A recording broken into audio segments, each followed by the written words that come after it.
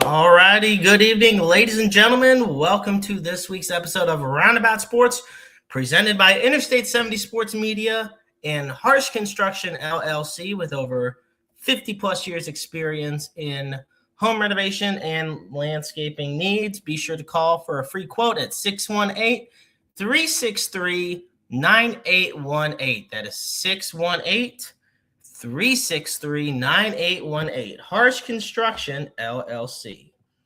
Once again, thank you so much for tuning in, folks. It is a surprisingly warmer Wednesday, January 7th, 2026. It is the new year, ladies and gentlemen. Hope you had a Merry Christmas, a Happy Hanukkah, a Happy Kwanzaa, wonderful New Year, all that good stuff. And so it has been close to a month since we have been on the air. And there has been so much going on. Hell, just in the past week alone. Now, normally, my co-host, AB, Austin Bradley, will be alongside me. Well, over the course of this past month, AB and I talked, and he decided he wanted to take more of a backstage role, help out with a lot of things at I-70 behind the scenes. The Interstate 70 Sports Media, we're more than just this show. There's about 5 or 6 other shows. There's the website, there's the YouTube channel, there's social media. And he wanted to dedicate time to help with all of that. And of course, I greatly appreciated that offer. But with that said, the hunt for a new co-host was on. And, we have bigger and better things planned for this year. And I am grateful to say that I have a new co-host. Well, technically I have 2. So the first one is a guy that's going to be on in just a few seconds. His name's Adam Frecks. I look so forward to having him on. He was the host of Talking Dynasty for many years, and he reached out to me, asked about, doing another show, and I said, well, hell, I got an open spot. Come join me. And so he's going to be my go-to guy with Roundabout Sports. And then Chris Horton, who's been on the show before, will also be doing co-hosting on weeks where I'm not available, and they will do the 7:30 time slot. So we're here to do the 6:30. And without further ado, allow me to welcome my dear friend and the new co-host of Roundabout Sports, Adam Frecks, ladies and gentlemen. Adam, how's it going? It's going good, brother. How are you? How's it going? How's it going, Brett? Everybody, I'm Adam Frecks, as he said. Excited to be here, brother. It's been a while. Man, it has been a hot minute, but I know it's funny because you've been on the show during the early days of Roundabout Sports. Believe it or not, during the COVID years, you were on. And interesting. Shows you, though, how many years we go back. So, it's great having you back with the I-70 family, and I'm just very grateful for you being a part of something special here. That means more to me than you can possibly imagine. Brother, I appreciate the opportunity. When I reached out to you, it was just one of those things where it's you guys have a great team to where you guys are all in, and it's just really I appreciate you letting me be a part of it. Of course. Now, of course, we got the usual spiel, folks, for those that are just tuning in for the first time. Roundabout Sports can be found on Spotify, iTunes, iHeartRadio, Pocket Cast, Amazon Music, and any and all other streaming platforms where you may listen to podcasts. Be sure to follow us on Facebook, X, and the Interstate 70 Sports Media YouTube channel. It's simple, folks. You just go to YouTube, type in Interstate 70 Sports Media, or type in one of the amazing shows we have, and we'll talk about them later, and just hit that subscribe button. It is worth the 2 seconds it will take. I promise you that. And Roundabout Sports is also on Facebook as well. Also, while we do the show, if you ever have a question or a comment, be sure to submit it below, and we'll be sure to get it on air. So, with all of that said, Adam, the past few days in the NFL have been absolutely wild. And I'm not saying that for a wild card pun. It's amazing to me the head coaching openings that have happened, and one super surprising one. But Yeah, we're definitely going to to say the go, least. yeah, to say the least. We're definitely going to go up and down through these coaching cycle for the coach openings, who got fired and why we feel they did and why they did, and go on about that. And then we're going to preview Wild Card Weekend because it is the NFL playoffs are finally upon us, folks. So I think this is the best weekend of the NFL, Wild Card Weekend. I think it's the most entertaining weekend. Wild Card Weekend is fun. It really is, and I'm not too upset about the expanded playoff field as a lot of people are. Me neither. I don't mind it as much. I think it's fun because look, more NFL football, for a guy like me is always more fun. No, I agree. It also, the team that ends number one, they actually get a benefit. You know what I mean? Why do number two team that's one? You know what I mean? Like let's put them with. Well, that's true. It always used to be the the top two teams would get that first round bye, and now it's the top seed. So definitely a bigger significance here. So with that said, we're going to start with the first coach that got fired over the past couple days. They like to call it Black Monday. The first coach that got fired was one of the first notable ones was Jonathan Gannon, the head coach of the Arizona Cardinals. Jonathan Gannon, it was not a good tenure because he lasted 3 seasons, and in those 3 seasons, no playoff appearances. The Arizona Cardinals never finished better than third, and he finished with a 15-36 record. So yeah, it goes without saying. And honestly, I think a lot of the Kyler Murray saga really clouded his coaching tenure as well, because for the past 2 seasons, they've been debating, is Kyler going to be the franchise? And this offseason, they have a big decision to make about that. Well, it's the thing with Kyler. The thing with Kyler is, like, can you run a good program with that style of quarterback? That's really the thing. So no matter, who was the Wizen Hunt? I think it was. I don't know who was. No, it was the dude from Texas Tech, former the head coach of Arizona. They had like a 7-0 start one year, and that's really the last time that Arizona's been relevant. I think they started Gannon's first year where they was a little bit over 500 or right around 500 for the first half of the season. In 2023, when he first took over, they went 4-13. Last year, 2024, they went 8-9. So that was their third place finish, and people thought they were going to build off of that. So I really, and of course they end up finishing with the worst record in the NFC this year at 3-14. So they went the complete opposite of what was expected.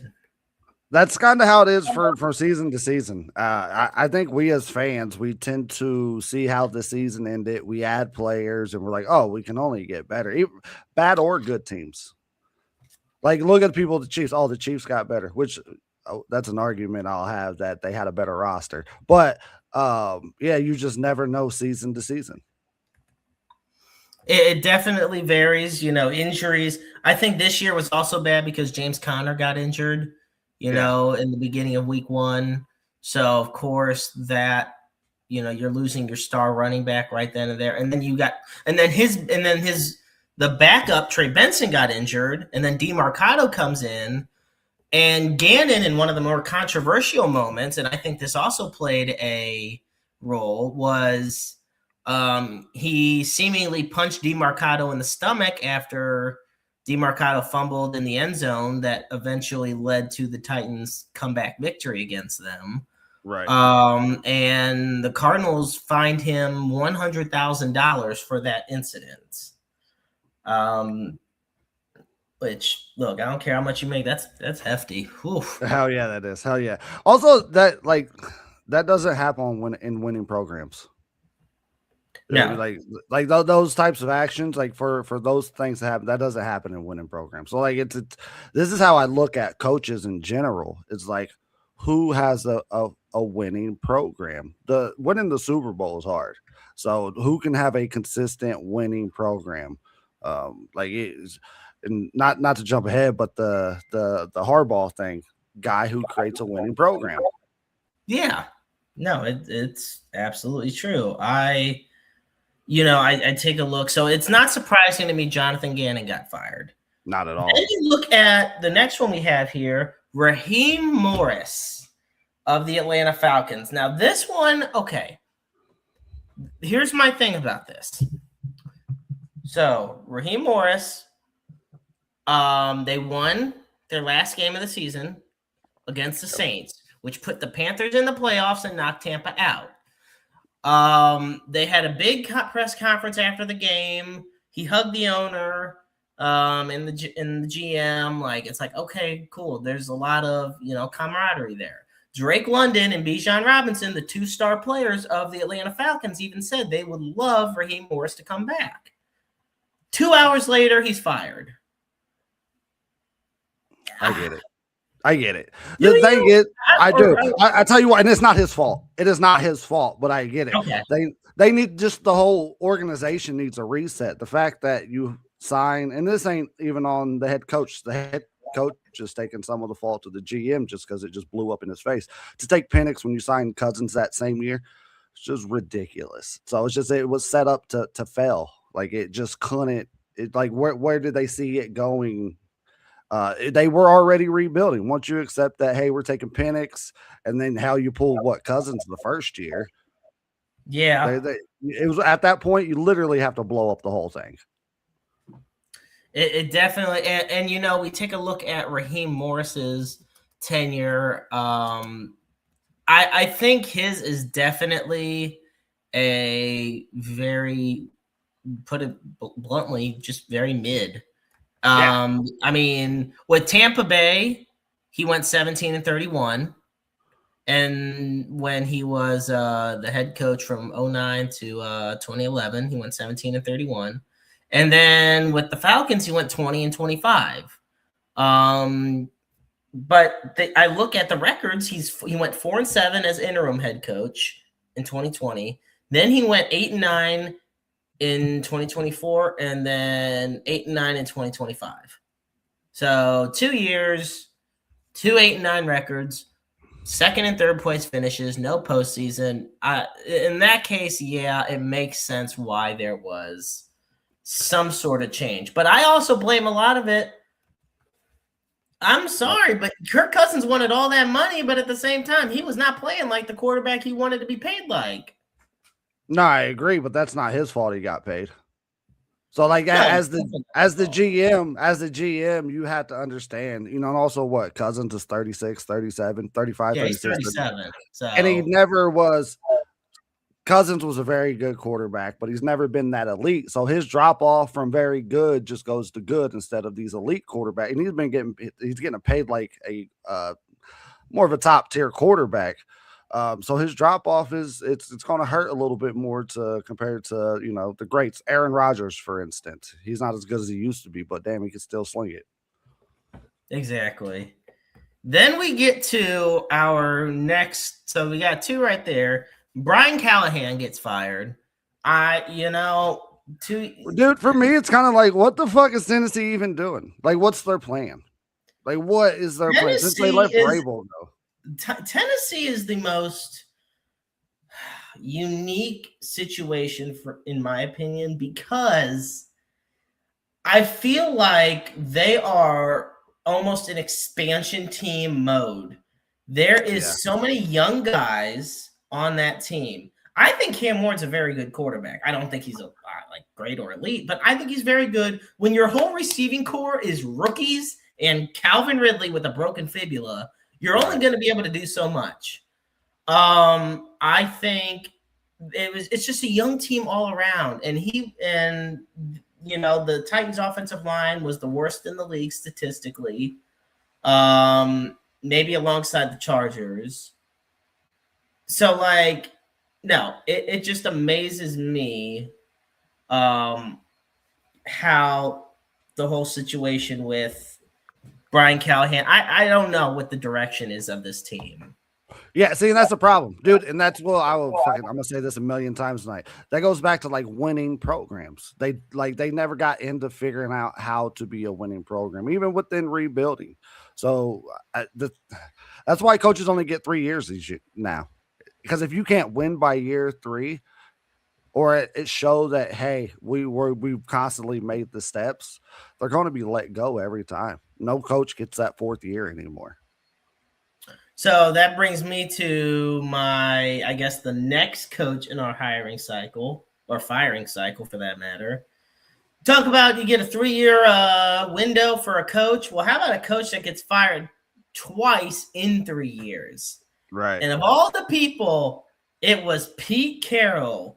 Now, I was just on the phone with a good friend of mine, and we had talked about this thing with Pete Carroll and the Las Vegas Raiders.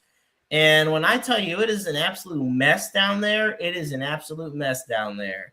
Apparently, Geno Smith and Ashton Genty were having meetings with the O-linemen behind behind closed doors, because Pete Carroll's son is the O-line coach in Vegas. And there was a lot of differences as far as scheming ideas between the players and coaches. It is as dramatic as it can get. And it is because of that not only did Pete Carroll get fired after 1 year in Vegas, but the Raiders are getting the number 1 overall pick for the first time since drafting Jamarcus Russell back in 2007. And gosh, we all know how that went. Yeah, it was great. It was great. So much fun. Hey, dude, he was a killer off one leg, off that one knee. If we was throwing into a pop-a shot, dude, Jamarcus Russell had it. But the thing with the Raiders, it was almost, and like as a Chiefs fan, like it was almost depressing. Like, you know what I mean? Because they were so bad this year. Like the level of just not even being competitive, especially after winning their first game versus the Patriots, right? They just weren't even competitive. And it's like it was crazy to see with that being Pete Carroll as the head coach. You know what I mean? Maybe the game has slipped him by. Geno, I like Geno, but he's just a very mid quarterback. And if you don't have everything great around him, you're going to get the Geno that you got with the Raiders this year. Well, so it's funny because Geno Smith was also the quarterback when Pete Carroll got fired from Seattle. Yeah. But you know what? He had some decent years in Seattle. He had some good comeback seasons in Seattle. Pete Carroll was fantastic, but we're talking about like Geno in this sense. But that also is a testament to the talent around you. Right. Vegas does not have the talent around you that outside of Brock Bowers, Max Crosby, who another big thing, the whole Max Crosby deal, him walking out of the team facility and everything because they shut him down the rest of the year. I like that. He's a competitor, dude. I love Max Crosby. No, I'm not saying it's bad that he did that. I'm saying that just created more controversy. No, I agree. I agree. And it he's a competitor. He wants to play. He wants to fight. And hell, if you're on a team that had up until that point 2 wins, and you're wanting to go out there and fight, that says a lot, you know? See, that was my thing. I didn't understand why they didn't do it. I understand that, hey, we want to save you for next season. But as a competitor, you're like, I got 2 games left. Let's knock this out. Especially on top of that, now people are going to look back at Crosby's stats for the rest of his career, see this year. And without those 2 games, that kind of changes the legacy of him for this 1 year. Because what if he comes back next year, only has 7-8 sacks? You know what I mean? So it's just, as a competitor and a guy Crosby, who seems like he would care about a legacy because he's kind of getting up to that type tier player. He's been consistent for so long. So I would have let him done it. I was surprised that they held him up. Yeah, I do agree. So now Pete Carroll hits the open market. Then we get to my favorite team, the Cleveland Browns, and Kevin Stefanski. This was, I'll be honest, I was calling it for weeks. I knew it was going to happen. It was expected. But here's the funny thing. This was the longest tenure. He was the longest tenured head coach in over 35 years for Cleveland. Right. 6 seasons, 44-56 record, 1-2 in the playoffs, which, look, he made the playoffs twice, help. I think a big reason for the firing was Kevin Stefanski. And keep in mind, Cleveland did improve from last year when they went 3-14. They went 5-12 this year, and they had the top 3 defense. But once again, a lot of issues on offense. Very bad offense. Offensive line injuries. Quinshon Judkins was fantastic till he got hurt. No true wide receiver one. I don't care what anybody says. Jerry Jeudy's not a wide receiver one. You're not going to convince me otherwise until he does. But to me, it comes down he's to a solid wide receiver. He's a solid wide receiver, but he's not, the go-to guy. To me, it comes down to 2 things. The first thing, the Deshaun Watson trade. The Deshaun Watson trade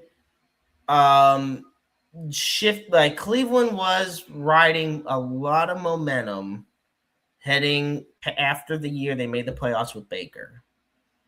A lot of teams, people don't realize 3 teams were in on Deshaun Watson: the Saints, the Falcons, and Cleveland. Cleveland was the one that ended up getting him.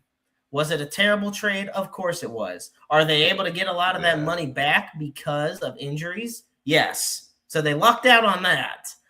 But it set the franchise back, and they traded away Baker Mayfield, who was a fan favorite and was the franchise guy for, those 4 seasons.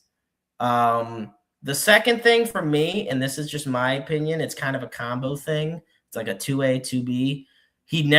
His issues of relinquishing play calling duties. NFL teams have offensive coordinators for a reason. I get you're an offensive-minded guy, but let the OC call the plays. That is what they're there for. And on top of that, just his repetitive conferences, and the fact that they went from 11-6 to 3-14 and 5-12. That there. Who do you put that on though? Do you put that all on Stefanski, or do you actually? Oh no, it's not all on Stefanski. I don't put it all on Stefanski at all. I don't put to me, it's a 3-person issue. It is Stefanski, it's Andrew Berry, the GM, and it's Jimmy Haslam. Because I think out of the 3 of them, Stefanski was the least in on getting Watson. I really feel it was ownership that pushed it. I think this year, though, if you look at the players Cleveland drafted, and that's always been a big question mark in the past, is players they've drafted. But you look at the draft they had this year, they nailed every pick. Every pick from Mason Graham, Harold Fannin, Quinshon Judkins, they did a great job. Now, this was also the first year that Jimmy Haslam really sat back and let Andrew Berry take care of the draft himself. That's why I think Berry didn't get fired, because he really nailed how this draft. And now they got 2 first-round picks this upcoming offseason. They got their pick, which I think is 6th, and then they got the Jaguars pick, which is wherever they're gonna finish based on the postseason. So they have. I say you draft get a wide receiver, get Carnell Tate, get an offensive tackle, and work from there. You use those 2 picks, I think you're gonna be set. Now you're rolling with more? I think at this point you should be, because here's my reasoning.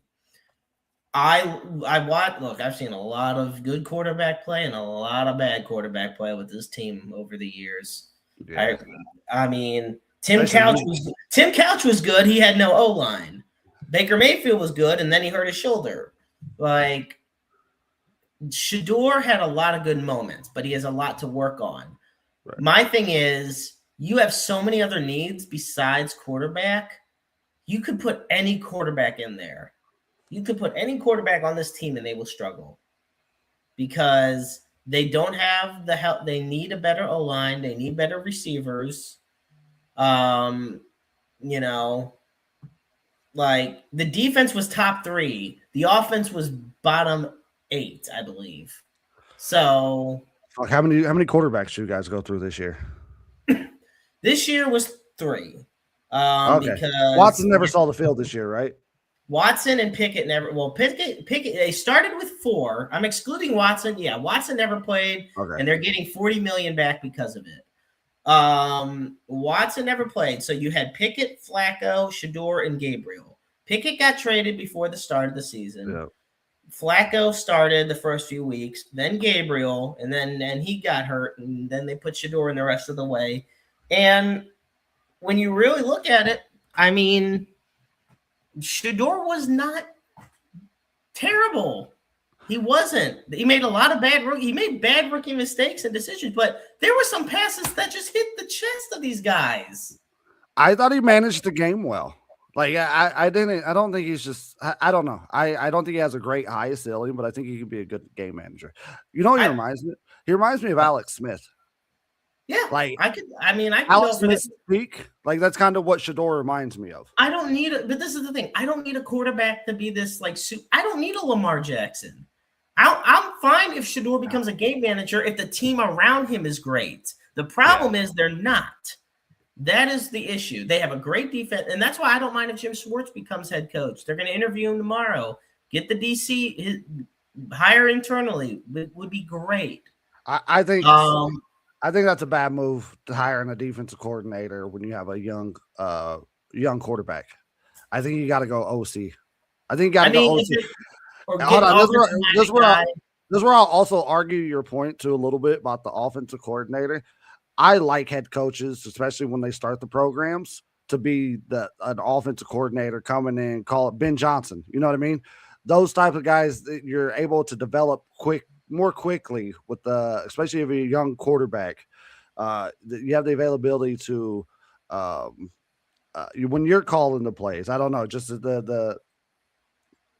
the cohesion that goes with it whenever the head coach is calling the plays at first. Now, when it comes to having a defensive coordinator as a head coach, I'm all in. And then obviously but Andy Reid's been calling plays for the Chiefs since he's got here. Now, is that necessarily a good or a bad thing? Chiefs have won 3 Super Bowls, so like it can't, I would put that as an ultimate success. I think it also comes down to you will let guys like Andy Reid call plays. Guys like Kevin Stefanski. Andy Reid is a Hall of Fame coach on a complete different tier. And I'm not saying that it's a bad point. I'm just saying there's a lot of young coaches out there that would not, or at least should not be calling their own plays, or at least not handle it all by themselves. Like, I don't know, but ain't that what you brought them in for, though? Like, whenever you bring a guru in, like Ben Johnson, you want him running the offense like that. So that's kind of how I look at that thing. So, and really what this is me defending Stefanski because I think he's a great coach. I think so too. I do. He's been put in a shit opportunity. Well, you go into the season with Flacco, fucking Pickett, and then you draft 2 quarterbacks. It's like, what was you expecting? I love Flacco. I love that he's still out there slinging it. But let's be honest. Let's be honest. What he is, you know what I mean. So he's not a winning quarterback at this point. You wish he was a game manager, but he still has that gunslinger mentality in him, which helps. It makes for fun games. The Cincinnati and the Bears game. They should have kept Jameis, man. I'm telling you, that would have been really fun. Well, yeah. The thing with Jameis is he's going to be entertaining. Like, if Jameis is a national treasure, okay? He is hilarious. Like, he'll throw 500 yards, 5 touchdowns, and 5 interceptions. Yes. 2 of them pick sixes probably. For sure. And No, you will watch from start to finish. Yeah, you're gonna lose a lot of games 36-24, but it's going to be the most exciting loss that you had. So, like, as a someone of like, if you have a losing team and you know you're rebuilding, dude, go get a Jameis. At least make the season entertaining. That's what these bad teams should. A team like Cleveland could have done this year. Yeah, that's why it was fun having them last year. I wish they would have kept them. Now, before we continue with the last big coaching fire, on this show on Roundabout Sports every week, we do this segment. And it's my favorite segment of the show, and I can only do it for a little while longer because then I'm going to have to come up with a new one because the NFL season is almost over.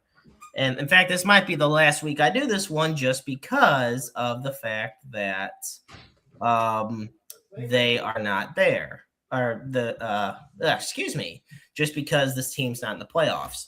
So, folks, here on Roundabout Sports, it is my pleasure to introduce this segment known as none other than Just How Bad Do the New York Jets Suck? Man, oh man. Okay, the good old New York Jets. So how bad do they suck? So they became the first team since 1933 to not record a single interception in a season. Now, keep in mind, we're talking about a 17-game season. Even back when they had 12 games in a season, people were picking off passes. But nope, not the Jets this year. And just to make matters worse, their leading receiver, Garrett Wilson, who was out for almost the full second half of the season, guess what? He was injured almost half the season. He was their leading receiver with 395 receiving yards. That is bad. Now, despite all of this, there are some things to look forward to. They do got 2 first-rounders next year. And Aaron Glenn did not get fired because the Jets are so bad. There's just too many issues that a new head coach wouldn't be able to fix. But nevertheless, the Jets are terrible. And that concludes this segment I always love calling Just How Bad Do the New York Jets Suck? Right here on Roundabout Sports. It was really fun. Yeah, it was so much fun during baseball season because it was just how bad did the Colorado Rockies suck. Yeah, no, that was atrocious. The Jets were screwed from the get-go, brother. I like Justin Fields a little bit, but he's not a good quarterback. No, it was. He's not good at throwing the ball. That's it. Not say he's not good at it. He's got to the NFL, so yeah, obviously. But there was another bright side, Adam. It was fun to see Brady cook. This is true. That he was able to get into the game, and they looked much better. They didn't get any better, but they looked better. Well, we have our first question actually here on the show, and this is from Charlie Sternberg here, tuning in on the YouTube channel. What do you guys think, or what do you think on the Panthers? So, once again, here's my thought on the Panthers. I don't expect them to do much, but man, oh man, Bryce Young is working his tail off to prove people wrong this season. I think he did a really good job overall. The Panthers did just enough to get into the postseason. But there is still a lot left to be desired. Also, I did not expect Rico to take over Chuba Hubbard's job the way he did. So, what do you got, Adam?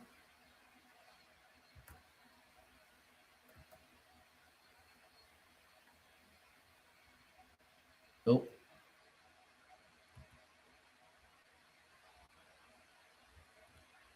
You're muted, buddy.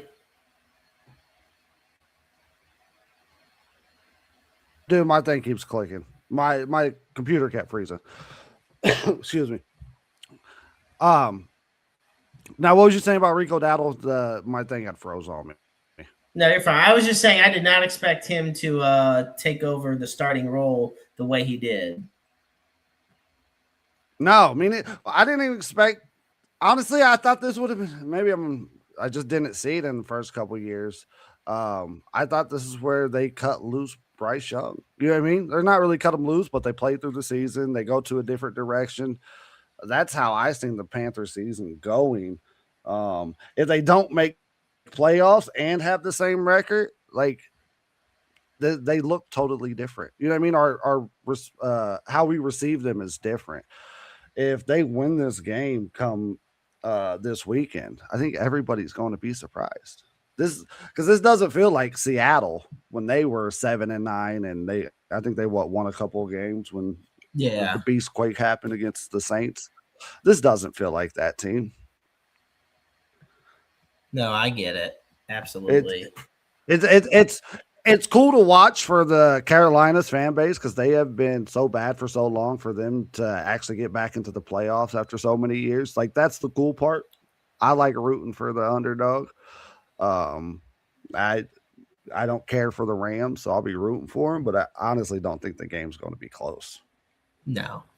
And before we get to previewing these games, it is time for the last coaching fire that happened, and that is, of course, John Harbaugh of the Baltimore Ravens. After 18 seasons, a Super Bowl win, and almost 200 victories, they decided to part ways after their heartbreaking defeat against the Pittsburgh Steelers on Sunday Night Football, which to me was one of the best games of the year.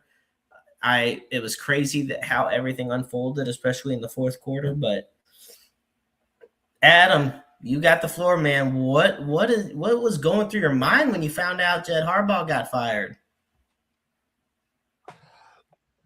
I wasn't that surprised.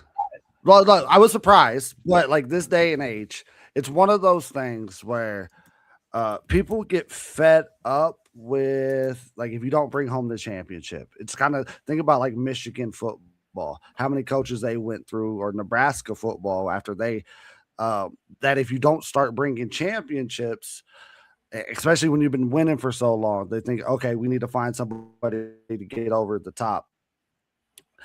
I look at things differently. I think coaches build good football programs. And if you can have a coach who gets a ticket into the playoffs damn near every year, you hold on to that guy as long as you can. Not everybody's going to be able to win multiple Super Bowls in a decade. So if you get a guy who's constantly punching his ticket to have the availability to win the Super Bowl, that's where this, in my opinion, this is just not smart. Like, because who's better than Harbaugh that's going to come into Baltimore that's going to rise them above it? You know what I mean? Now you're bringing in Lamar Jackson with another new offensive coordinator. Everything ripples down. So it's just now Lamar's a year older. Like their core that they have built through the last few years when they were contending. It's just going to look different for the Ravens. Maybe it gives them a shot, a boost. But I just don't see long term. You have a guy who's known to keep a winning program around. Why would you get rid of him? Yeah, I think a lot of it might have to do with the fact that apparently Harbaugh did not want to put a lot of responsibility of the failures of the season on offensive coordinator Todd Monken, when I do feel Monken is more responsible. But I also do defend the situation I'm defending Harbaugh because the team was also ravaged by injuries all season long, defense and offense. Lamar was out a good chunk of the season, and he definitely wasn't healthy for pretty much all season. Since the Chiefs game, he was never the same. He didn't have that. Like he was still explosive, but not to the extent that we've seen Lamar be explosive. So he was hamstrung all season. And I'm going to say this: the reason I also blame Todd Monken for a lot of this, though, you saw what Derrick Henry did the past 2 weeks, these last 2 weeks of the season, and yet, I mean, hell, one game he gets 4 touchdowns. Right. And yet there were some games where he was given 11 carries. Give the man the rock. And no, I ain't just saying that because he's on my fantasy team, but I would that would have helped. Right. But come on, man.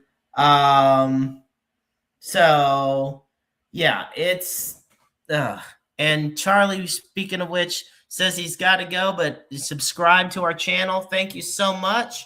And we look forward to seeing you tune back in soon. So thank you. And Hell yeah. Appreciate you, Charlie. Hell yeah. Way to go, brother. It's a good brother. I really do appreciate that. So everybody be sure to hit that subscribe button on the YouTube channel. Mason Sports is saying talk about Ladd McConkey. We're about to get into the wild card right now. So you know what? What the hell? What's well, you know what? We'll look at the NFL wildcard schedule because we'll start with the Panthers and the Rams. Now, the Panthers, this is Saturday afternoon's game. We're just going in order of when they happen. Saturday afternoon, Rams at Panthers. Panthers host because they won the division. I'm sorry. I don't see the Panthers winning this game. I'm going to be blunt. I just don't. Stafford, to me, is the MVP. And like I look at this Rams team and they have been very solid all year. If it wasn't for the 49ers and Seahawks being as great as they've been this year as well, Rams would have ran away with the NFC. So yeah, I'm going with the Rams in this one, 1,000%.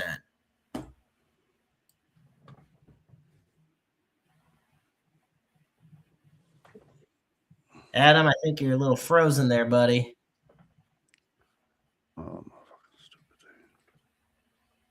Yeah, brother, I keep having problems. So my internet's acting up on me. Lord forgive, I tried to bring up another Windows without something stupid happening. So we'll just use my phone instead. What was you saying though? Yeah, because I didn't hear what you say because I have great internet access. I was just gonna say, I was just saying I don't see the Panthers winning this game.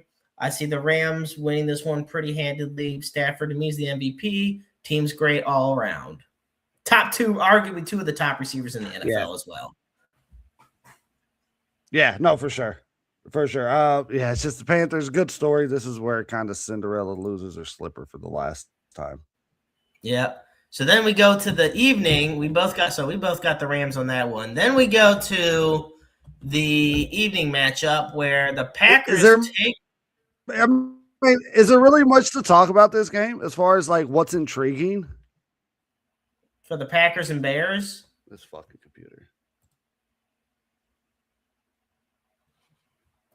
I'll leave it alone. For which one? The Packers and Bears? Yeah, sorry. My shit keeps freezing. We should be good now. No, I was really talking about is the Panthers and the Rams game. There's no really intriguing storylines coming out of that, is there? Other than nothing really intriguing. It's just kind of, NFC South winner sneaking in, hosting a playoff game against the Rams with the MVP favorite. Really nothing special to it. So, all right. Now you want to go on? Let's go ahead and go to the Bears and the Packers, which, a good divisional rival game. This is going to be fun. Dude, but the Bears are probably the most surprising team to me this year. More so. Oh, they absolutely are the most surprising team. They have to be. They went 5-12 last year. Look where they're at now. But you know what? It's who you talked about earlier. It's about Ben Johnson getting the team to this spot, rallying this team together. They are just so much fun. It's fun to watch this Bears team. I'm not going to lie. But they are going up against a very underrated Packers team. When Jordan Love's healthy, he is to me top 15, if not borderline top 10 quarterback. I love Josh Jacobs. I think he's been a great running back for them. They got a plethora of wide receivers, and when they're all healthy, it's a great weaponry arsenal to have. I expect a shootout. They had a classic just a few weeks ago, and I expect nothing different from these two teams. I don't, man. It's playoff football. So it's one of those things where, like, I think it's going to be lower scoring than people think. It's now this is the third game that they played against each other. The schemes are going to get a little bit different. I think it's going to be a close game, but I think it'll be like low 20s. It's going to That's win. fine, though. I'm not going to argue that. Look, not every game's got to be 45-42, I man. agree. Give me a good defensive battle with two of these in a rivalry game like this in Soldier Field. Mm-hmm. I've had the pleasure of seeing the Bears and Packers play live in Soldier Field. It is just insane. And Ben Johnson, to me, should be the coach of the year. What he's done for this team is unreal. So I'll be honest, I'd predict in a close one the Bears win, probably by a field goal. But if the Packers win, I'm not going to be surprised. It's a very close matchup. Rivalry games are just a whole different level. I agree. I don't know, man. I'm not that up on the Packers. So whenever you say like Jordan Love's a top 15 quarterback when he's healthy, yeah, I agree with that. But come playoff time, I don't think you want the top 15 quarterback. You need the top 6. You know what I mean? So and that's where like Jordan Love falls out of that category. So a lot of times with me, when it comes to games, like it's all right, who's playing quarterback?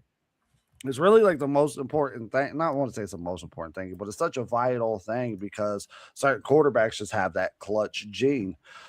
We don't know about Caleb yet, but Caleb looks like an absolute fucking dog. Sorry, my language, but I get it. and compared to any season that kind of Jordan Love has had, I think Jordan Love's a very good quarterback, but I don't think he's top 15. And you're missing a guy like Micah Parsons to help you out to keep the score low. I don't know. I just don't. I see like a 7-point game. Chicago taking this. Okay. Well, we move on to Sunday afternoon, where the Buffalo Bills have probably the best chance they will ever have to make the Super Bowl because Patrick Mahomes and the Chiefs and Lamar Jackson and the Ravens are not in it. So that's the good news for them. The bad news for them is they're playing who to me might be the hottest team in the NFL right now, the Jacksonville Jaguars. The Jacksonville Jaguars have been on a complete tear the second half of the season. It looked like at one point the Colts were going to run away with the division. Well, they went from being 7-1 to out of the playoffs, and meanwhile, the Jacksonville Jaguars are the number 3 seed. And, I'm here for it. I'm excited. This Jaguars team is very fun to watch. Trevor Lawrence, to me, having a career year. And Travis Etienne is quietly having quietly had a great year as well. Last week he didn't really do much, but they also took him out early because they won freaking 41-7. But he finished 11th in the league in rushing yards and with 1,107, and he got 7 rushing touchdowns. Solid 4.3 yards a carry as well. They traded for Jacoby Myers from the Raiders. So you had him, Brian Thomas, Brandon Strange, Parker Washington. They got a squad. They got a squad. And the defense are no slouches either. They're really not. Like, this Jaguars team is, I think, this to me might be the best This is definitely the best Jaguars team since 2017. Yeah, best Jaguars team absolutely. Since 2017. Absolutely. But they're also starting to give them 90s Jaguars a run for their money. I think. Offensively, the 90s Jaguars in the 90s were juggernauts offensively. Yeah, good times. And and people don't realize, the Jaguars in 2017 were bolstered by the defense. Yeah. Like that was Killer. that is what got them within 10 minutes of the Super Bowl. Whereas this year, not saying the defense is bad by any means, but the offense has just been lights out. I take a look at how the Jaguars have been this season, and I mean they really picked it up over the past few weeks. I know we take into account, and a lot of people weren't sure how it would all play off, but they get to 5-4, okay? Then they beat the Chargers. Then they beat the Cardinals. Then they beat the Titans, the Colts, the Jets, the Broncos in Denver, the Colts again, and then the Titans. Was it the easiest schedule? Yeah. I mean, it was easy. But They had beaten Denver's kind of what kind of alleviates the schedule softness to where it's like, okay, they did what they were supposed to against the bad teams, and then when they played Denver, they still showed up. But so that helps it a little about bit. Denver. The Chargers have a great team as well, and they beat them 35-6. Right.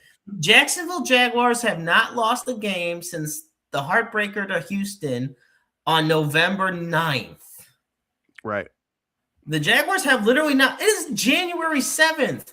And they're going to play on the 11th. So we're talking almost 2 months, over 2 months, without them losing a game. No, dude, they've been spectacular. The fact that they've been able to do it is surprising. Well, it's one of the things. Indianapolis came in so hot, and when the Jags were 5-4.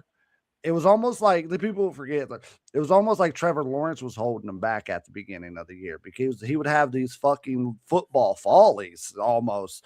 And the turning point, I swear to God, it was against the Chiefs where he fell down, scored the game-winning touchdown, and it's like they went off to a rocket after that. So I don't. It's kind of like you look at Jacksonville and you wonder if it's fool's gold because it is so much of the. I don't want to say it is so much of the schedule, but so much of the schedule being so easy. They did what they were supposed to do, and that what good teams do, but it's one of those things. You're playing a team in the Buffalo Bills that it's their season. Josh Allen has not had. He has open season like you were saying earlier. No Jackson, no Burrow. This is his open season to go against all these quarterbacks in the AFC that we don't put as top tier. Now, Drake May had a potential MVP season. I don't think he is the MVP. So, there's that. But these playoffs are a different atmosphere, man. That's where these quarterbacks come through, and if Trevor can upset Buffalo, and I know they're the higher seed, so that sounds crazy. That helps put him at an upper echelon because right now, and it just the impact that happens to Josh Allen if they lose into the first round to Trevor Lawrence and the Jaguars. Yeah, I could see the Jaguars upsetting the Bills here, which is crazy to say. They're the third seed. You know what I mean? And that's if we're looking at it, it's like it has to be Josh's year. It has to. And if it's not, but it's not just Josh that has to step up. I agree with you, dude, but the quarterbacks have so much, they put wins as a quarterback's record. Oh, yeah. I know that's not an all indicative because Buffalo's defense has been rough this year at times. There's other times they've been stepped up okay. It's just it comes to a legacy thing. This is a Josh Allen legacy game, legacy playoffs. If he doesn't do something this year, when can he do it? I think if it were in Buffalo, I would give it to Buffalo because playing in those elements is its right. own. Playing a Florida team on top of that. They're playing a Florida team in Florida. This is gonna sound crazy, but I'm going with the Jaguars in an upset. I'll go the other way. I think I'm not a Trevor Lawrence guy. I'm still not. I think he's the one who's going to cost them in the game. I need to have one outlier pick, and this might be the one. Yeah, which is crazy because they're the third seed. That shouldn't be an outlier, but it is. It is an It outlier. is, yeah. Buffalo But should that's win the this fun of game. the whole playoff structure. So then we get to that night, Sunday night, or not, I'm sorry, not Sunday night, Sunday afternoon, we got the 49ers taking on the defending champ Eagles. Okay, I'm going to just say this quickly about the 49ers. If there is any team that probably should not be in the playoffs right now, it is the 49ers because they missed half their team half this season. They don't have Nick Bosa. They don't have Fred Warner. Brock Purdy barely played. Juwan Jennings and Ricky Pearsall were constantly injured. Ricky Pearsall handled a gunshot better than he handled a hamstring issue. But despite all of that, the 49ers are in the playoffs and in the toughest division. Yeah, excluding the Cardinals, all the Rams, Seahawks, and 49ers all had double-digit wins, and it came down to one game for that number one seed in the NFC. And, Seattle really took it to them. But other than that, I mean, San Francisco proved they deserve to be here. Fact. The question is, and it's just me, we haven't heard a whole lot about Philly this year. Philly's just been quietly there. You know what? Philly's season reminds me of the Chiefs season last year, but with not as many wins. So yeah, it was just kind of an ordinary, hey, great team. They've done a lot. They've won when they needed to. They're in the postseason. Now, my thing is, you talked earlier about the shoe falling off Cinderella. I think this is the game for San Francisco where I think just everything will catch up to them. Really? Really? I do. I think that Seattle loss showed a lot of holes in this team. And Philadelphia, if there's anything Philly does great, it's they keep the offense off, the opposing offenses off the field. They can sustain drives. And obviously their game plan is going to be keep Christian McCaffrey off that field as long as possible. I got the Eagles winning, but I don't think it's going to be a blowout or anything. I got it, probably 28-21. It's going to be a good game by both teams, but I just don't think the Niners are going to win. I got the Niners. I'm taking Niners. I think Philly's had a lot of just turmoil and drama this year. I think that finally catches up as well. I think Brock has him a hell of a game. So I'll take Niners. All right. So that gets us two more games. We head to Sunday night. Man, this cracks me up because we got the Los Angeles Chargers taking on the New England Patriots. Now, you want to talk about another turnaround team. Hot damn, the New England Patriots. What a 180 they did. And they were as close to the 1 seed as you could get without being the 1 seed. You almost ask yourself, should they even be in the wild card round? They played so well this year. But here they are, and they're playing the Chargers are a very confusing team for me. They are injury riddled. The offense always seems to be struggling. The defense doesn't wow anybody. And yet somehow they win games. Yet somehow they win the games they're supposed to. They finish second in the division. And despite having the worst offensive line in the league, the Chargers ended up finishing the season 11-6, and they were consistent. They only lost 3 games on the road and at home, so I'll give it to them on that. Dude, no, they were solid. They were just solid. They weren't bad. They weren't great. They were a solid team that did what they had to do, and here they are. That said, yeah, I'm sorry. I got the Patriots in this one. It's in Foxborough, too. Come on now. I'm going to go the same reason. And then to go back to why how the Patriots got here. It goes back to they got a fucking coach. Sorry for the language again. They have a coach that knows how to build a winning program. So I too will take the Patriots on this one. All righty. Last but certainly not least, this is weird. This one I don't get. I don't get this game. The Pittsburgh Steelers and the Houston Texans. And you may ask me why I don't get this game. Because all right. Because if there's any team in the AFC North that I didn't expect in the playoffs this year, it was the Steelers. And at all? Not even since the beginning of the year when Rodgers got signed? You didn't think there was a playoff team? No, because I expected the Ravens to be so much better. I did not expect Burrow to get injured with turf toe to where he missed almost the whole season. That's fair. Like, I really thought it was going to be Ravens, Bengals, Steelers, and Browns. Like, that's really what I was thinking. Right. I thought Rodgers' ego was going to get in the way of the team chemistry and everything. Somehow, this team makes it. Now, you may ask why I think it's weird about the Texans. The Texans are, in my opinion, the most underrated team in the NFL right now. Because, to me, underrated isn't just about a team that does really good unexpectedly. It's when you do really good and nobody talks about you.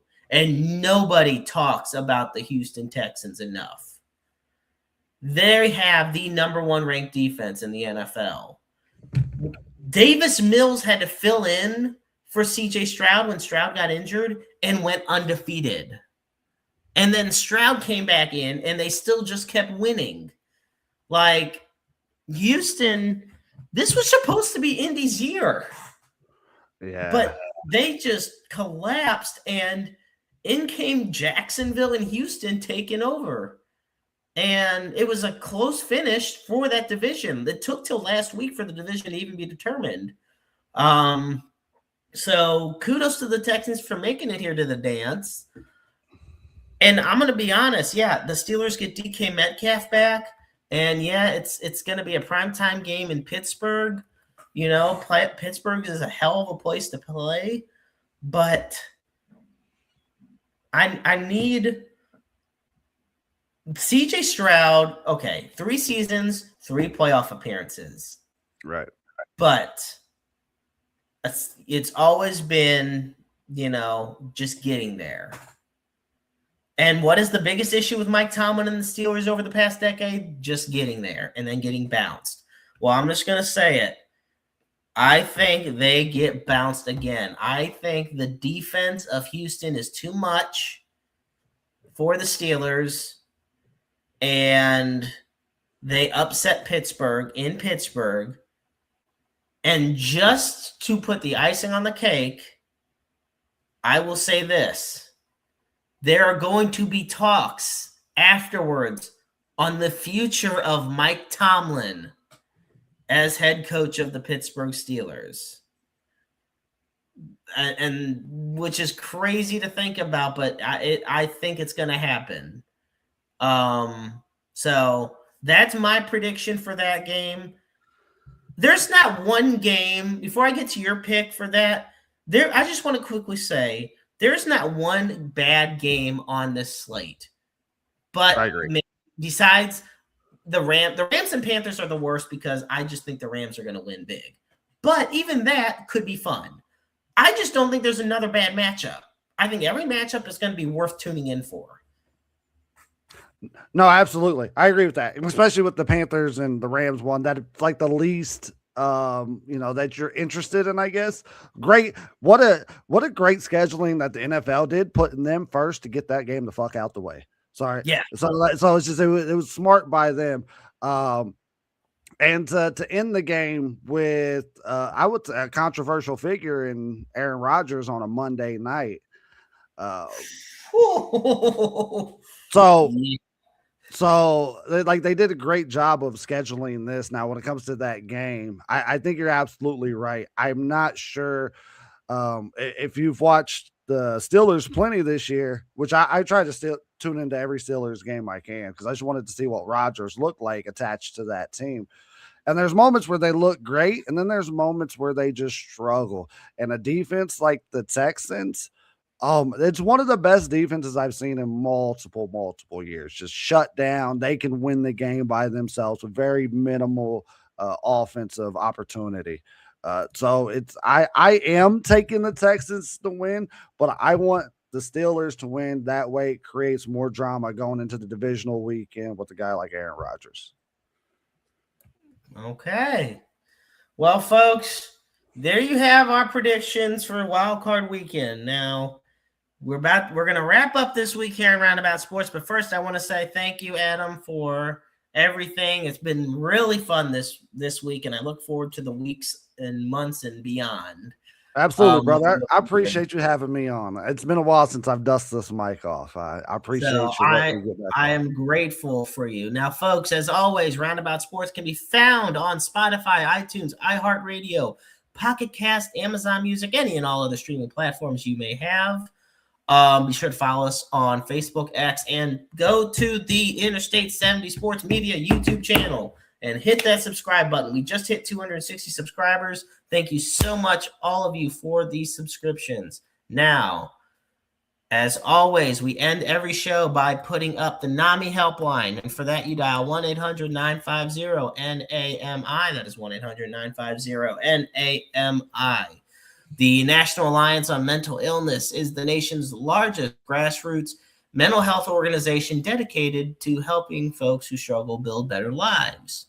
And of course, we end the show by putting up the Suicide in Crisis Lifeline. And for that, you dial 988. The line is open 24/7, 365, 366 on leap years. Understand you're never alone in this world. There is always somebody out there who loves you, who cares about you, who wants nothing but the best for you. We all go through trials and tribulations, and I just want you all to know that your feelings matter. You matter. You're just a phone call, a message, a text message, an email, away from what could be that life-saving moment for you. And you could be the listening ears and watchful eyes for those in need as well. Once again, I want to thank Adam Frecks for being on this week as his first official show as new co-host of Roundabout Sports. And we look forward to next Wednesday night right here on Roundabout Sports. And until then, he's Adam Frecks. I'm the Maestro Jeremy Karp. And remember, life is a book full of empty pages just waiting to be written in. Make your lives worth reading. Good night, everybody, and we'll see you next